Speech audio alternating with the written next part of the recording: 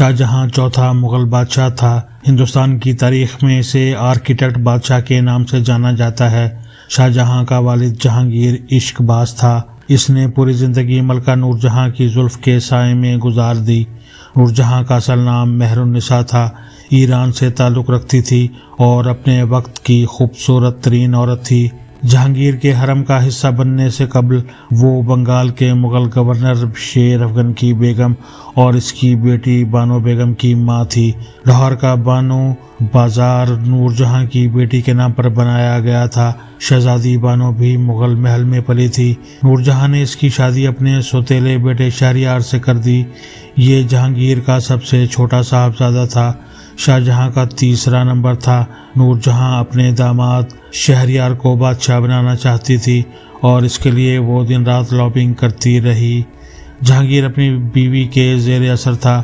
اس کا ایک قول پورے ملک میں مشہور تھا: شراب کا ایک پیالہ، آدھا سیر بھنا ہوا گوشت اور نور جہاں کا دیدار ہندوستان کے شہنشاہ کے لیے کافی ہے۔ لیکن وہ اس محبت کے باوجود یہ سمجھتا تھا بادشاہت کا اصل حقدار شہزادہ خرم ہے، مگر اس میں بیگم کے سامنے انکار کی جرأت نہیں تھی۔ لہٰذا ولیعہد اور اگلے بادشاہ کا معاملہ الجھ گیا۔ صورتحال جب زیادہ تشویشناک ہو گئی تو ایک دن بادشاہ نے دربار عام میں شہزادوں کے امتحان کا اعلان کر دیا۔ ولیعہد کا فیصلہ اس امتحان کے بعد ہونا تھا۔ دربار لگا، چاروں شہزادے بادشاہ کے سامنے کھڑے ہو گئے اور شہر کے عمائدین دم ساتھ کے بیٹھ گئے۔ بادشاہ نے شہزادوں سے صرف ایک سوال پوچھا: اگر تمہیں ہندوستان کا تخت مل جائے تو تم اس سلطنت کا کس طرح خیال رکھو گے؟ تین شہزادوں نے دعویٰ کیا: ہم ہندوستان کا ماں کی طرح خیال رکھیں گے۔ لیکن جب شہزادہ خرم کی باری آئی تو اس نے نہایت ادب سے عرض کیا: بادشاہ سلامت، اگر مجھے حکومت مل گئی تو میں ہندوستان سے محبوبہ کی طرح پیار کروں گا۔ یہ دعویٰ روٹین سے ہٹ کر تھا، لہٰذا بادشاہ نے اسے وضاحت کا حکم دے دیا۔ شہزادہ خرم کا جواب تھا: محبوبہ سے محبت دنیا کی واحد محبت ہے جس میں انسان دوسروں کی جان لے بھی سکتا ہے اور دے بھی سکتا ہے، لہٰذا میں محبوبہ کی طرح ہندوستان کو بچانے، بنانے اور سنوارنے کے لیے جان بھی دوں گا اور لے بھی لوں گا۔ یہ جواب بادشاہ اور عوام دونوں کو پسند آ گیا اور یوں شہزادہ خرم ہندوستان کا اگلا بادشاہ نامزد ہو گیا۔ جہانگیر 29 اکتوبر 1627 کو کابل سے کشمیر جاتے ہوئے آزاد کشمیر کے علاقے بھمبر میں فوت ہو گیا۔ شراب اس کا جگر پی گئی تھی۔ بادشاہ کی لاش آگرہ جانی تھی، لیکن سفر لمبا اور موسم خراب تھا۔ میت اتنی دور نہیں جا سکتی تھی، چنانچہ بادشاہ کی انتڑیاں اور اعضاء بھمبر کے باغسر قلعے میں دفن کر دیے گئے، جبکہ میت کو بمشکل لاہور تک پہنچایا جا سکا۔ لاہور کے مضافات میں شاہدرہ میں ایک خوبصورت باغ تھا۔ ملکہ نور جہاں کی اجازت سے بادشاہ کو وہاں دفن کر دیا گیا۔ شہزادہ خرم اس وقت آگرہ سے دور تھا۔ نور جہاں نے اس کی غیر موجودگی کا فائدہ اٹھاتے ہوئے شہریار کو بادشاہ بنا دیا۔ شہزادہ خرم فوری طور پر دارالحکومت پہنچا، شہریار کو گرفتار کیا، اس کا سر اتارا اور ہندوستان کا تخت سنبھال لیا۔ اس نے اپنی سوتیلی ماں نور جہاں کو بھی شاہدرہ میں محصور کر دیا۔ نور جہاں کا انتقال بعد ازاں 17 دسمبر 1645 کو شاہدرہ میں ہوا اور اسے بھی وہیں دفن کر دیا گیا۔ شہزادہ خرم نے 1628 کو شاہ جہاں کے نام سے حکومت کا آغاز کیا۔ شاہ جہاں حقیقتاً ہندوستان کا محسن ثابت ہوا اور اس نے واقعی ہندوستان کا محبوبہ کی طرح خیال رکھا۔ پورے ملک میں باغات، محل اور مسجدیں بنوائیں۔ آپ ٹھٹھہ کی شاہ جہاں مسجد سے لے کر تاج محل تک ہندوستان کی کسی اہم عمارت کی طرف دیکھ لیں، آپ کو اس میں شاہ جہاں کے فٹ پرنٹس ملیں گے۔ شاہ جہاں 1628 سے 1658 تک 30 سال بادشاہ رہا۔ اس دوران اس کی نظر زمین کے جس ٹکڑے پر پڑ گئی وہ شاہکار بن گیا۔ دہلی کی جامع مسجد بھی ان میں سے ایک ہے۔ شاہ جہاں دارالحکومت آگرہ سے واپس دہلی لے آیا تھا۔ اس نے شہر سے ذرا سے فاصلے پر اپنے نام سے شاہ جہاں آباد کے نام سے الگ شہر آباد کیا اور اس شہر میں 1656 میں سرخ پتھروں سے ہندوستان کی سب سے بڑی مسجد بنوائی۔ یہ مسجد آج تک اسلام اور مغل سلطنت کی نشانی بن کر بھارت میں موجود ہے۔ شاہجہاں نے سید عبدالغفار بخاری کو اس کا پہلا امام مقرر کیا تھا۔ مغل بادشاہ بدلتے رہے لیکن شاہی مسجد قائم بھی رہی اور اس کے بخاری اماموں کا سلسلہ بھی 1947 میں مسلمانوں نے وطن الگ کر لیا، لیکن شاہی مسجد بھارت کے دارالحکومت میں اپنے شکوہ کے ساتھ قائم رہی۔ آج کل سید احمد بخاری شاہی مسجد کے امام ہیں۔ پچھلے جمعے یہ خطبہ دیتے وقت بھارتی مسلمانوں کی صورتحال کا ذکر کرتے ہوئے رو پڑے۔ ان کا کہنا تھا 1857 کے بعد ہندوستان کے مسلمانوں پر برا وقت آیا اور پھر اس نے جانے کا نام نہیں لیا۔ ہم آج 1947 سے بھی بدتر حالات کا شکار ہیں اور اس کے بعد سید احمد بخاری نے رونا شروع کر دیا۔ شاہی مسجد میں اس وقت 4-5 ہزار نمازی تھے، ان کی آنکھوں میں بھی آنسو آ گئے۔ شاہجہاں دہلی سے 215 کلومیٹر کے فاصلے پر آگرہ کے تاج محل میں مدفون ہے۔ مجھے یقین ہے امام سید احمد بخاری کے آنسوؤں اور آہوں کی نمی اس تک بھی پہنچی ہوگی اور قبر میں اس نے بھی محسوس کیا ہوگا میری مسجد کے نمازیوں اور میرے حسب نسب کے لوگوں کے ساتھ میری سلطنت میں کیا سلوک ہو رہا ہے۔ مجھے 2014 میں دہلی جانے کا اتفاق ہوا تھا۔ میں شاہی مسجد بھی گیا۔ مسجد کے ارد گرد مسلمانوں کے گھر اور دکانیں ہیں۔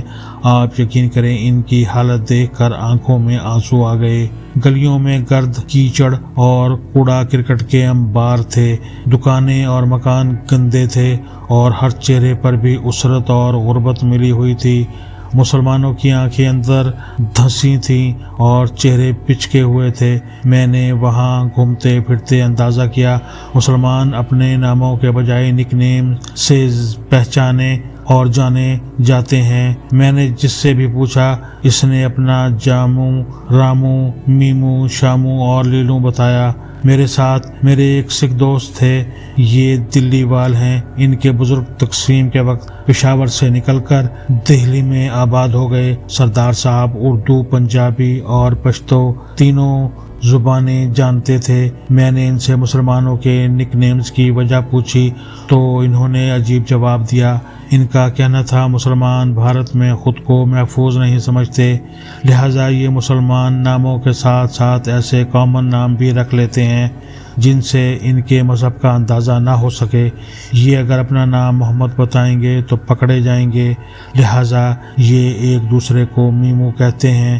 اس طرح یہاں عمر امر، جہانگیر گیرو اور زینب زینو بن جاتی ہے۔ آپ یقین کریں میں اس کے بعد دیر تک گلی میں پھرتے مسلمانوں کو دیکھتا رہا اور ان کی بے چارگی پر افسوس کرتا رہا۔ میں نے اس کے بعد امام صاحب سے بھی ملاقات کی۔ یہ مجھے اٹھ کر ملے اور دیر تک میرا ہاتھ پکڑ کر کھڑے رہے۔ ان کا کہنا تھا تم لوگ خوش قسمت ہو، کم از کم بے خوف ہو کر پھرتے ہو، جبکہ ہمیں دیکھو ہم اپنے گھروں سے باہر نہیں نکل سکتے۔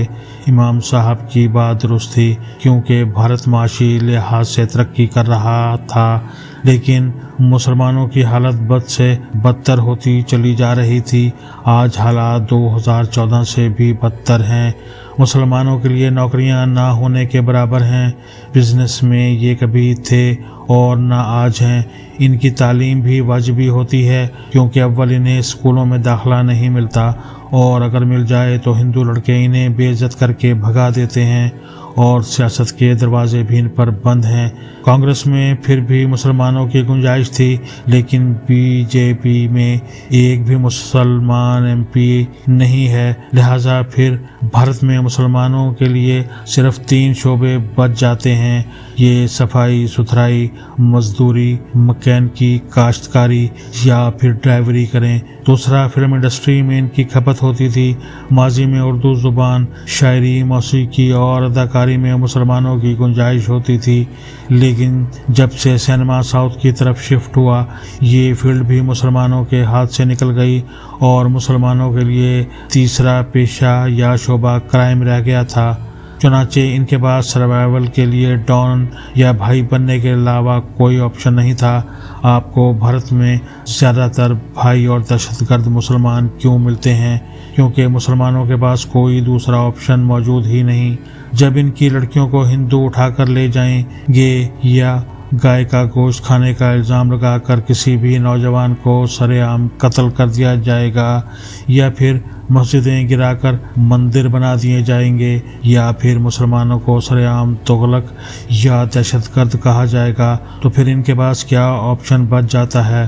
اور بھارت میں اس وقت یہی ہو رہا ہے۔ ہمارے ایک سابق آرمی چیف کو یورپ میں کسی بھارتی مسلمان نے روک کر کہا تھا، سر آپ جب کشمیر میں کچھ کرتے ہیں تو اس کا خمیازہ بھارت کے مسلمانوں کو بھگتنا پڑتا ہے، آپ کچھ بھی کرنے سے پہلے ہم 25 کروڑ مسلمانوں کے بارے میں ضرور سوچ لیا کریں۔ اس بیچارے کی بات 100% درست تھی۔ ہم سب ایک کنٹرولڈ اور بہتر ماحول میں رہ رہے ہیں، جبکہ بھارتی مسلمان اذیت ناک زندگی گزار رہے ہیں۔ یہ شاہجہاں کی بنائی مسجد کے سائے میں بھی محفوظ نہیں ہیں۔ میری حکومت سے درخواست ہے، ہم سب میں سے جو بھی شخص پاکستان کے خلاف بات کرے، آپ اسے چند دنوں کے لیے بھارت بھجوا دیں اور اسے مسلمانوں کے کسی محلے میں ٹھہرا دیں۔ اسے تب پاکستان کی قدر ہوگی، وہ اس وقت جانے گا ہم کتنی بڑی جنت میں رہ رہے ہیں۔ اسے اس وقت معلوم ہوگا اللہ تعالیٰ نے ہم 25 کروڑ مسلمانوں پر کتنا رحم، کتنا کرم کیا ہے۔